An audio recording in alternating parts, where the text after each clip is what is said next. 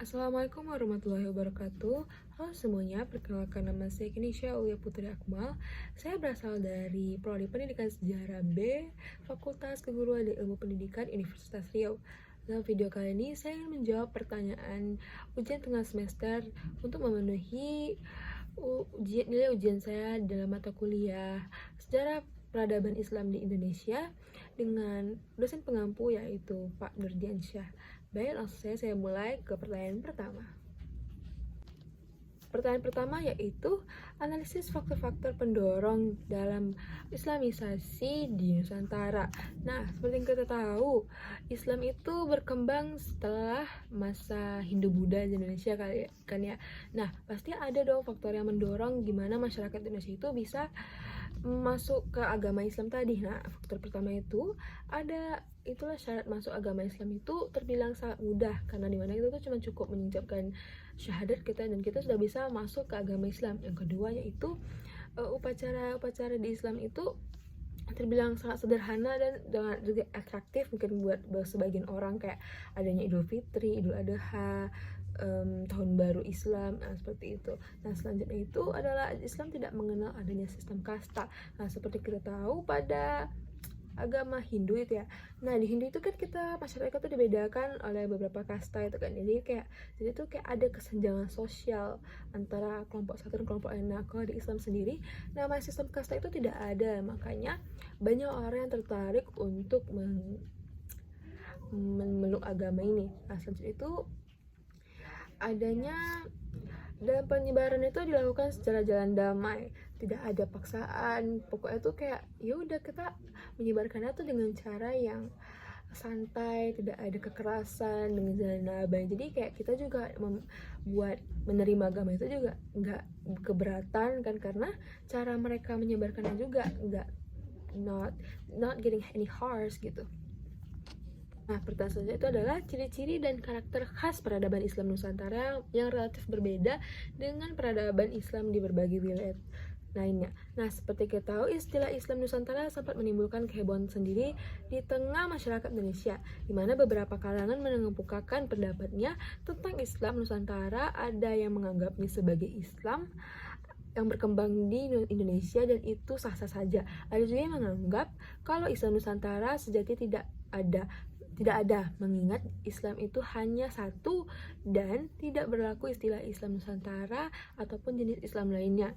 Selanjutnya itu beberapa pemikir Muslim mengemukakan pegasan mereka di mana Islam Nusantara adalah paham dan praktek keislaman di bumi Nusantara sebagai hasil dialektika antara teks syariat dengan realitas masyarakat setempat. Nah, di situ jadi kayak kayak kolerasi kenapa adanya Islam Nusantara tadi. Nah, jadi itu Islam Nusantara adalah Islam yang khas ala Indonesia, merupakan gabungan nilai Islam teologis dengan nilai-nilai budaya lokal dan adat istiadat di tanah air. Jadi melalui Islam adanya ciri khas yang khusus dari Islam Nusantara itu adalah penggabungan nilai sosial budaya ke dalam agama tadi. Nah, selanjutnya definisi pertama yang menjelaskan terkait kenapa Islam Nusantara tadi bisa disebut sebagai Islam Nusantara, yaitu karena paham Islam ini yang substansi dan implementasi terjadi di wilayah Nusantara dalam bentuk pertolongan antara wahyu dan Nusantara dan budaya Nusantara. Jadi hal ini menjadikan Islam Nusantara memiliki nuansa khas Nusantara. Selanjutnya pada pengertian kedua itu bahwa Islam Nusantara merupakan Islam yang memiliki karakter Indonesia yang merupakan hasil dari interaksi nilai-nilai Islam teologis dengan tradisi di Indonesia. Definisi mempersempit ruang lingkupnya menjadi hanya wilayah Indonesia lebih sempit, dan pengertiannya pertama yang menyebutkan kalau bumi Nusantara di mana tidak turut menjelaskan bahwa Nusantara itu mencakup wilayah mana saja. Dalam konteks dakwah sendiri juga, dakwah Islam ini dalam Islam oleh para ulama menyesuaikan kondisi dan situasi di Nusantara saat ini. Saat penyebaran berlangsung, dimana jika boleh berandai, Islam itu tidak akan pernah hidup di Nusantara seperti sekarang ini jika saat itu Islam tidak didakwahkan atau disebarkan dengan paksaan dan kekerasan. Pendakwah Islam Nusantara, khususnya Wali Songo, sangat paham kondisi masyarakat Nusantara saat itu, dimana waktu itu kayak masyarakat Indonesia itu masih terbilang sangat jauh dari keagamaan, kayak masih kayak belum tahu kemana arah hidup mereka. Jadi kayak susah bagi para pendakwa untuk bisa menyebarkan agama tadi. Maksudnya tuh kayak biar mereka betul-betul full memeluk agama tadi gitu.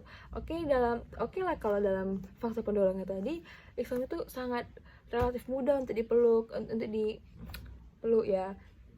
Tapi balik lagi, kita tuh kayak nggak bisa menyamaratakan pemikiran masyarakat tadi, karena terbilang masih kita tahu di Indonesia itu masyarakat itu masih sangat kolot saat itu ya, terkait pemikiran tentang keberadaan Tuhan gitu. Jadinya begitu. Selanjutnya, pertanyaan nomor 3, yaitu bagaimana hasil proses akulturasi antara kebudayaan pra-Islam dengan ketika Islam masuk ke Nusantara dalam bentuk fisik dan non-fisik. Nah, mungkin maksud di sini itu kebudayaan pra-Islam ini adalah di mana kondisi saat itu Nusantara belum mengenal Islam, dan dibandingkan dengan kondisi Nusantara ketika sudah mengenal Islam. Di sini itu akulturasi sering pula dideskripsikan sebagai perubahan dan adaptasi. Perubahan akulturasi bisa dijadikan sebagai bentuk konsekuensi dari transmisi atau persinggungan budaya yang terjadi secara langsung. Jadi akulturasi ini kayak hal lumrah yang terjadi dalam suatu lingkup masyarakat ketika. Nah, kalau berbicara tentang akulturasi dalam bentuk non fisik, itu tuh pasti kita lihat dalam bentuk tradisi, dimana di Indonesia ini tuh kayak pertama itu adalah tradisi kenduri atau kenduren untuk mendoakan arwah orang yang sudah meninggal dunia. Kenduri ini sudah ada sejak zaman Hindu-Buddha di Jawa, di mana Sunan Ampel menyesuaikan tradisi ini agar tidak menyimpang dari ajaran Islam, di mana kayak kalau misalnya sebelumnya itu kenduri dalam mendoakan arwah tadi itu dilakukan dengan sesajen, dengan adanya melakukan pertapa atau segala macam. Dalam ajaran sebelumnya di Indonesia ini kita menyesuaikan dengan melakukan zikir, berdoa, dan pokoknya memberikan doa kepada yang arwah tadi, atau kepada jasad yang sudah meninggal tadi agar diterima di sisi Allah gitu. Nah, yang kedua itu adalah tradisi bentuk makam. Nah, pada masa Hindu, masyarakat tidak memiliki tradisi memakamkan mayat. Mungkin kayak lebih pada itu tuh kayak makam mayat itu lebih sering dibakar atau ada dikremasi atau apa. Kalau dalam Indonesia kan, dalam Islam kan kita tuh taunya mayat itu harusnya dikubur dengan layak, dengan menggunakan kafan, didoakan, disolatkan segala macam, baru kita bisa kubur dia juga. Kemudian pada konteks kesusastraan, nah ini juga masih dalam bentuk akulturasi non fisik, dimana perkembangan kesusastraan seperti hikayat dan syair, dimana di daerah Melayu karya sastra banyak ditulis dengan menggunakan bahasa Arab, sementara di Jawa menggunakan bahasa Jawa, walaupun beberapa kesusastraan menggunakan bahasa Arab, terutama tentang soal keagamaan. Nah, selanjutnya itu adalah akulturasi dalam bentuk fisik. Berarti kalau bentuk fisik berarti wujudnya ada dong ya, beda sama non fisik yang kita cuma nggak bisa lihat. Kalau fisik ini berarti kita bisa lihat akulturasinya nih. Nah, pertama itu ada bentuk nisan. Nah, akulturasi budaya juga dapat dilihat dalam bentuk nisan. Kalau tadi sebelumnya itu kita lihat dalam proses pemakamannya ya. Kalau ini tuh kita dalam tengok itu bentuk nisannya, dimana bentuk nisan yang berkembang pada awalnya hanya berbentuk kapal terbalik dari Persia. Kemudian berkembang bentuk lain seperti teratai, keris, gunungan, wayang yang dipengaruhi oleh kebudayaan Jawa. Nah, selanjutnya itu pada arsitektur. Kalau misalnya berbicara tentang bangunan atau arsitektur yang identik dengan Islam, itu tentu kita tahunya itu adalah masjid ya. Kalau waktu itu pada masa penyebaran Islam di Nusantara, itu masjid-masjid yang paling terkenal saat itu adalah kayak Masjid Agung Demak, Masjid Gede Mataram, Masjid Soko Tunggal Kebumen, dan masih banyak lagi. Nah, di dalam bentuk akulturasi antara pengaruh kebudayaan Hindu-Buddha dengan bangunan masjid tadi, itu tuh bisa ditemukan dari bentuk-bentuk bangunannya tadi, kayak misalnya tuh adanya bentuk atapnya tuh ada yang berbentuk kubah Ottoman style dan India style. Terdapat atas susunan yang bentuknya semakin kecil ke atas, serta bagian atas seperti mahkota. Atapnya berjumlah ganjil bilangan 3 atau 5. Terdapat beduk sebagai penanda tibanya waktu sholat. Beberapa masjid seperti Masjid Agung Kudus memiliki atap tumpeng, sedangkan Masjid Agung Banten memiliki menara berbentuk mercusuar. Letak masjid bersifat strategis yang lalu letak berdekatan dengan keraton, pasar, dan alun-alun. Nah, karakteristik tadi itu jelas menyesuaikan dengan budaya yang sebelum ada di Nusantara tadi pada saat masih Hindu-Buddha. Nah, yang terakhir adalah wayang, di mana perkembangan seni kebudayaan berupa wayang yang digunakan untuk menyebarkan Islam oleh para Wali Songo. Nah, waktu itu salah satu anggota Wali Songo yaitu Sunan Kalijaga menggunakan wayang untuk menyebarkan agama Islam, guna menarik perhatian masyarakat gitu. Wayang merupakan bentuk samaran gambaran manusia supaya tidak melanggar aturan dalam Islam. Pertanyaan keempat yaitu peran ulama dalam kerajaan Islam di Nusantara. Nah, ulama tuh kalau kita tahu ya kan dia tuh berperan dalam menyebarkan agama Islam kan ya.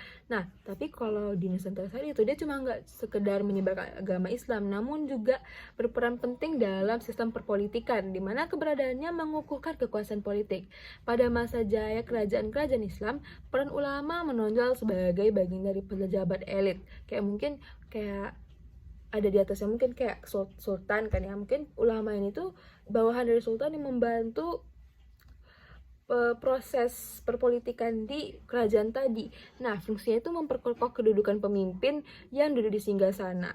Kalau di Asia Tenggara sendiri itu, apalagi di Nusantara, hubungan antara raja dan ulama bukan hal yang aneh. Contohnya di kerajaan Samudra Pasai. Nah, ini cocok doang kayak yang saya bilang tadi kan ya. Kalau misalnya tuh ulama yang tadi tuh dia tuh memiliki hubungan erat dengan kesultanan, dengan sultan, karena dia tuh membantu proses perpolitikannya tadi.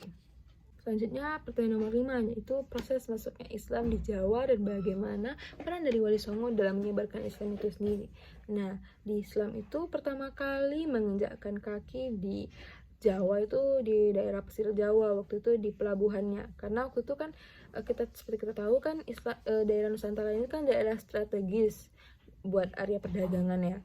Nah, jadi itu banyak tuh pedagang dari Arab yang datang ke Indonesia dengan tujuan buat berdagang, tapi diselingi juga tuh dengan penyebaran agama tadi ya. Nah, jadinya ini karena pengaruh kebudayaan dan agama Islam sedikit masuk ke masyarakat Jawa. Nah, jadi ini muncullah nih Wali Songo yang dipandang sebagai lembaga atau gerakan dakwah Islam yang bertugas untuk menyebarkan agama Islam di daerah-daerah yang belum memeluk agama Islam di Jawa. Nah, jadi pusat dakwahnya Wali Songo tadi itu di Jawa gitu kan. Nah, agama Islam masuk ke Pulau Jawa pada abad ke-15 sampai ke-16 yang disebarkan oleh Wali Songo dengan beberapa metode digunakan Wali Songo untuk mengefektifkan dakwah tadi gitu. Jadi nggak cuma sekedar dakwah doang, tapi jadi dia pengen dakwah tadi itu ada hasilnya dengan melihat masyarakat tadi memeluk agama Islam. Nah, metode tadi itu yang pertama itu meliputi metode dakwah melalui pendidikan ini kayak pondok pesantren gitu ya, atau kelas mengaji. Terus yang kedua itu metode dakwah melalui seni dan budaya. Nah, tadi kayak aku udah kasih tahu kalau misalnya Wali Songo menggunakan wayang kulit untuk menyebarkan agama. Nah, ketiga itu dakwah melalui politik. Nah, perpolitikan kayak dari adanya kerajaan-kerajaan Islam gitu. Nah, itu tuh juga termasuk pengaruh juga tuh. Selanjutnya itu yang keempat adalah metode dakwah melalui sosial dan ekonomi. Nah, seperti yang tadi, pedagang Arab datang ke Nusantara dengan tujuan berdagang serta menyebarkan agama Islam. Jadi itu mereka bergabung ke dalam lingkungan sosial dan ekonomi di Nusantara. Seiring berjalan waktu itu, perkembangan agama Islam di Jawa mulai tampak berkembang pesat itu pada abad ke-15 ya. Hal itu dibuktikan dengan berdirinya kerajaan-kerajaan Islam selepas runtuhnya kerajaan Majapahit kan ya, setelah Ayam Wuruk meninggal, dimana yang pertama itu Demak Bintara, dimana berdirinya kerajaan Demak Bintara membuat tatanan masyarakat Hindu berubah menjadi tatanan masyarakat sesuai dengan agama Islam. Walaupun demikian, Wali Songo tetap menjaga kebudayaan pra-Islam tadi dengan mengakulturasikannya dengan kebudayaan, dengan nilai-nilai dalam Islam.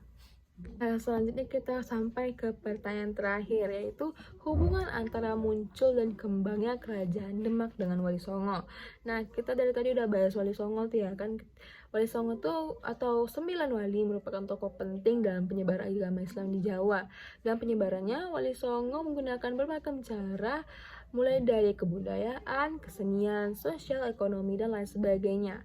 Selain itu, Wali Songo memiliki peranan penting dalam kerajaan Demak, yang dimana didirikan oleh Raden Patah pada abad ke-15 yang selaku pendiri kerajaan tadi. Perlu diketahui Raden Patah ini merupakan putra dari Raja Brawijaya dari Kerajaan Majapahit. Raden Patah tidak mendirikan Kerajaan Demak seorang diri, tapi dengan peran besar Wali Songo di dalamnya. Nah, sebelumnya Demak adalah kadipaten yang berada di Jawa di bawah Kerajaan Majapahit yang bernama Bintoro atau Gelagahwangi. Suatu ketika Raden Patah mendapatkan perintah dari gurunya yaitu Sunan Ampel dari Surabaya untuk pergi ke daerah barat dan bermukim di sebuah tempat yang terlindung oleh tanaman gelanggang wangi. Dalam perjalanannya, Raden Patah menemukan tempat yang dimaksud oleh Sunan Ampel dan kemudian dinamai sebagai Demak. Nah, bersama dengan hal ini, Kerajaan Majapahit sedang mengalami kemunduran di mana wilayah kekuasaannya mulai memisahkan diri dan saling menyerang. Nah, yang ini juga menyebabkan penyebaran agama Islam itu semakin pesat tuh karena pelan-pelan kerajaan Hindu budaya itu yang terakhir tadi itu mulai menyusut gitu kekuasaannya. Setelah Raden Patah tadi merasa kuat karena mempunyai wilayah strategis serta dukungan dari Wali Songo. Nah, jadi para wali ini menyarankan kalau si Raden Patah ini menjadikan Demak sebagai kerajaan Islam dan mulai memisahkan diri dari kerajaan Majapahit. Saran tersebut segera dong diterima sama Raden Patah dan segera aja tuh kerajaan Demak tadi diresmikan berdiri pada tahun 1478 kali ya, dengan Raden Patah sebagai raja pertama. Saat tersebut diterima dan kerajaan Demak resmi berdiri dengan kerajaan Islam sebagai kerajaan Islam. Nah, selanjutnya pada masa kepemimpinan Raden Patah, kerajaan Demak menguasai beberapa daerah seperti Jepara, Tuban, Melayu, Sedayu, Palembang, Jambi, dan beberapa wilayah di Kalimantan. Jadi nggak cuma sekadar di Jawa aja, dia juga membuka lebar daerah kekuasaannya sampai ke daerah Kalimantan bahkan Sumatera.